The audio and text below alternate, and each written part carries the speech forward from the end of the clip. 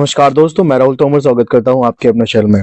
आज एसएससी की तरफ से ग्रेड सी स्टेनोग्राफर की वैकेंसी निकाली गई है और आज ही 22 तारीख को इसका नोटिफिकेशन निकाला गया है और आज ही हम आपके लिए वीडियो लेके आ चुके हैं। अगर आप भी ग्रेड सी स्टेनोग्राफर के लिए अप्लाई करना चाहते हैं, सारी डिटेल्स जानना चाहते हैं, तो मेक श्योर करना वीडियो को शुरू से लेकर एंड तक जरूर देखें और चैनल पे अगर नए हैं तो चैनल को सब्सक्राइब जरूर कर लें।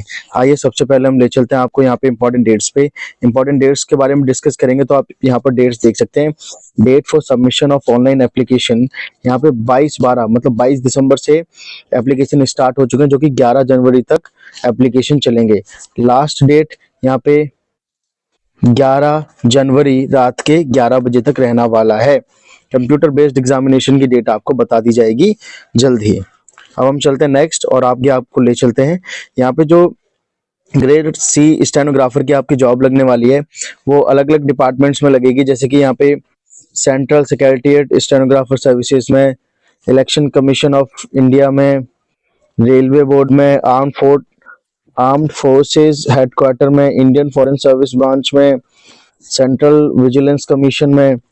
यहाँ पे आपकी वैकेंसीज लगने वाली हैं ग्रेड सी स्टेनोग्राफर की। यहाँ पे आप अपनी कैटेगरी वाइज भी वैकेंसीज देख सकते हैं कि किस डिपार्टमेंट में किस कैटेगरी की कितनी वैकेंसीज यहाँ पर निकाली गई हैं। तो यहाँ पे बात कर लेते हैं हम टोटल वैकेंसीज की। जैसे कि यहाँ पे सेंट्रल सेक्रेटरीट में यूआर की 195, एससी की 48, एसटी की 24, पीडब्ल्यूबीडी की 11, टोटल 267 निकाली गई हैं। और रेलवे बोर्ड में टोटल 8 हैं। आर्म फोर्स हेडक्वार्टर में टोटल 37 है। इलेक्शन कमीशन में टोटल 1 है। इंडियन फॉरेन सर्विस ब्रांच में टोटल 13 है। ठीक है। और सेंट्रल विजिलेंस कमीशन की अभी वैकेंसीज एग्जैक्ट निकलने को बची हुई है, तो अभी वैकेंसीज और भी बढ़ने वाली हैं। ठीक है। इन वैकेंसीज को टोटल कर लीजिएगा, यही आपकी टोटल वैकेंसीज हैं। अभी जो नीचे वाले की लास्ट सेंट्रल विजिलेंस की वैकेंसी आएंगी उसे भी बाद में ऐड कर लीजिएगा, लेकिन नोटिफिकेशन आ चुका है, एप्लीकेशन स्टार्ट हो चुके हैं। भाई आगे चलते हैं। और यहाँ पे अगर एज की बात करें तो कुछ 18 से यहाँ पर जो एज रहने वाली है 18 से 30 साल, और कुछ आपकी कैटेगरी के अकॉर्डिंगली इसमें आपको छूट वगैरह भी दी जाएगी। उसके लिए आप निश्चिंत रहिए, जब आप फॉर्म भरेंगे आपको वहां पे शो हो जाएगा। और यहाँ पे एजुकेशन क्वालिफिकेशन 12वीं मांगी गई है। 12वीं क्या मांगी गई है? अगर आप 12th पास हैं किसी भी रिकॉग्नाइज्ड बोर्ड से इंडिया में और आप इंडिया के सिटीजन हैं तो आप अप्लाई कर सकते हैं। आगे चलते हैं और हम और जो इम्पोर्टेंट चीजें हैं उनके बारे में बात करेंगे। यहाँ पे हमने एलिजिबिलिटी आपको सारी बता दी। ठीक है। और वैकेंसीज निकली कितनी निकली, कैटेगरी वाइज कितनी है, किस डिपार्टमेंट में, ये सब बता दिया। और ये इंपॉर्टेंट चीजें यहाँ पे आप देखेंगे जो कि मैंने आपके लिए मार्क करके रख रखी है कि यहाँ पे जो एग्जाम्स आपके होंगे वो दिल्ली के अंदर ही होंगे। उसके अलावा कहीं और भी आपका सेंटर नहीं जाने वाला, ओनली दिल्ली के अंदर ही आपके एग्जाम होने वाले, जो कि बहुत ही अच्छी चीज है। तो यहाँ पे हम और आगे चलेंगे, मैंने मार्क करके रखी चीजें। और जैसे कि अगर आप रजिस्ट्रेशन करते टाइम, फॉर्म भरते टाइम अगर आधार बेस्ड ऑथेंटिकेशन नहीं करते हैं तो आपको इनमें से आईडी ले जानी पड़ेगी। Voter ID, driving licence, PAN card, passport, ID card, employer ID card अगर गवर्नमेंट में काम करते हैं, एक्स सर्विसमैन डिस्चार्ज बुक। तो मतलब अगर आपने आधार बेस्ड ऑथेंटिकेशन नहीं किया है तो इनमें से कोई भी गवर्नमेंट प्रूफ आपको ले जाना पड़ेगा। फिर हम चलते हैं आगे चलते हैं। ये 50 पेजेस का है पूरा, और जिसमें जो भी इंपॉर्टेंट चीज़ है वो हम आपको बताते हैं। जैसे कि बहुत सारे लोग फिजिकली हैंडीकैप्ड होते हैं, लिख नहीं पाते हैं, हाथों में दिक्कत है, तो उन्हें एक बंदा चाहिए होता है उनको लिखने के लिए, जिसे हम स्क्राइब भी कहते हैं। तो यहाँ पे कंडीशन दी गई है, जो भी स्क्राइब आप लाएंगे, जो भी स्क्राइब होगा उसका पहली बात तो इलेक्शन कमीशन पे, ठीक है, इलेक्शन कमीशन पे कभी रजिस्ट्रेशन ना हुआ हो, सॉरी माफी चाहूंगा, इलेक्शन कमीशन कह रहा हूँ, एसएससी पे, स्टाफ सिलेक्शन पे कभी भी, स्टाफ सिलेक्शन कमीशन पे कभी भी रजिस्ट्रेशन ना हो रखा हो उसका, और वो 20 साल से ऊपर का नहीं होना चाहिए, साफ लिखा हुआ है। ठीक है। अब बात चलते हैं और ले चलते हैं आगे आपको। एक सेकेंड। यहाँ पे अब बात करते हैं कि आखिर भाई एग्जाम होगा कैसे। जैसे कि आप 12th पास हैं, आपने फॉर्म भर दिया, तो एग्जाम होगा कैसे आखिर?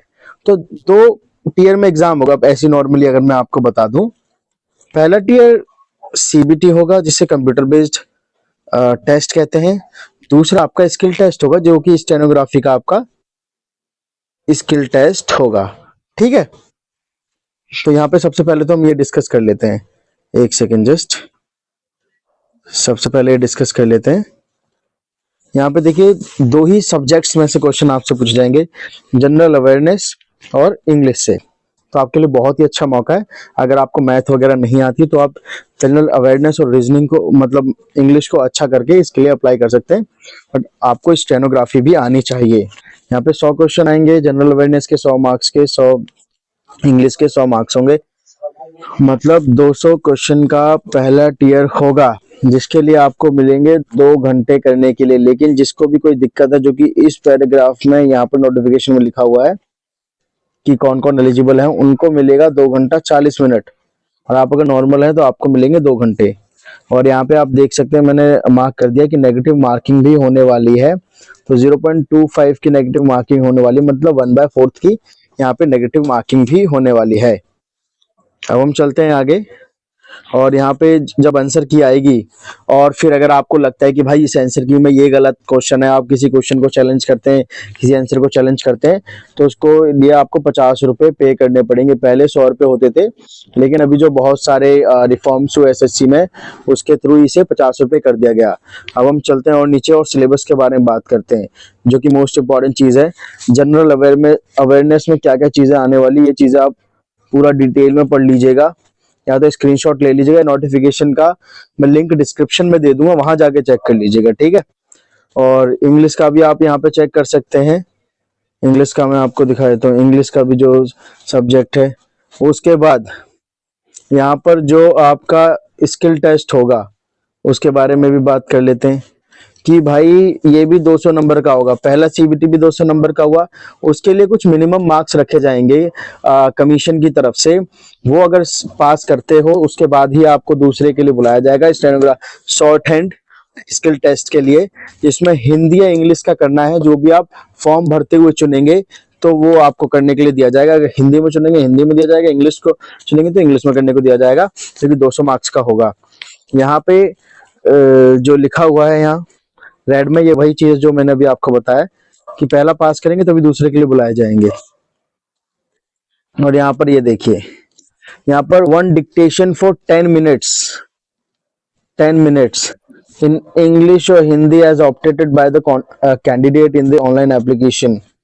ठीक है, तो 10 मिनट का डिक्टेशन बोला जाएगा, हिंदी इंग्लिश में जो भी आपने ऑप्ट किया है, और वो आपको लिखना होगा। और स्पीड देनी होगी कम से कम 100 वर्ड पर मिनट की, आपको स्पीड देनी होगी यहाँ पे स्टेनोग्राफर ग्रेड सी के लिए।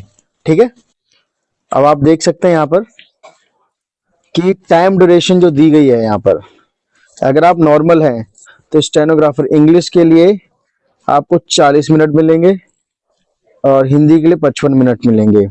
अगर आप फिजिकली हैंडीकैप वगैरह हैं तो 55 मिनट मिलेंगे इंग्लिश के लिए, हिंदी के लिए मिलेंगे 75 मिनट।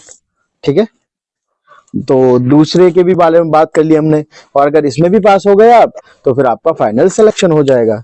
तो आई होप मैंने आपको सारी चीजें बता दी, जैसे कि मोड ऑफ सिलेक्शन यहाँ पे लिखा हुआ है, इसमें वही चीजें बताई गई जो अभी मैं आपको बोल के बता रहा हूँ। मोड ऑफ सिलेक्शन किस तरीके से 2 फेजेस में होगा। पहला सीबीटी अगर पास कर लेंगे, जो भी मिनिमम मार्क्स या मेरिट आएगी, उसके बेस पे फिर शॉर्ट हैंड के लिए बुलाया जाएगा, और फिर उसके बाद डिपार्टमेंट वाइज आपकी मेरिट आएगी और आपका सिलेक्शन हो जाएगा। भाई फिर जो नॉर्मल मेडिकल और डॉक्यूमेंट वेरिफिकेशन वगैरह होता है, वो सारी चीजें होंगी। और अगर टाई हो जाता है, अगर कोई ऐसा होता है कि कोई दो तीन कैंडिडेट ऐसे हैं जिनके जो मार्क्स है पूरे डिट्टो आए हैं, समझ में ही नहीं आ रहा है कि आखिर किसको पहले सिलेक्शन दे, तो उनमें इस तरीके से डिसीजन लिया जाएगा। आप देख सकते हैं, सबसे पहले देखा जाएगा कि मार्क्स जो है स्किल टेस्ट में किसके ज्यादा हैं, जिसके ज्यादा होंगे उसे ही दे दिया जाएगा। अगर मान लो उसमें भी सेम है तो फिर देखा जाएगा कंप्यूटर बेस्ड में किसके ज्यादा है। अगर उसमें भी सेम है तो फिर देखा जाएगा डेट ऑफ बर्थ किसकी ज्यादा है, ज्यादा मतलब कौन एज में ज्यादा है, तो उसे वैकेंसी दे दी जाएगी।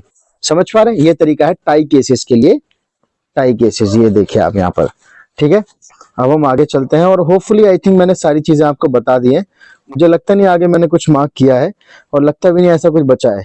एलिजिबिलिटी बता दी, सिलेक्शन कैसे होगा, सिलेबस क्या है, सारी चीजें बता दी। और अप्लाई करने का तो आपको लिंक मिल जाएगा डिस्क्रिप्शन में, जाके अप्लाई कर लीजिएगा। ठीक है, आई होप मैंने आपको सारी डिटेल्स बता दी। वीडियो थोड़ी सी भी पसंद आई है, मेहनत थोड़ी सी भी अच्छी लगी है तो वीडियो को लाइक करना, चैनल को सब्सक्राइब करना बिल्कुल ना भूलें। मिलते हैं किसी नए वीडियो में, तब तक के लिए जय हिंद दोस्तों।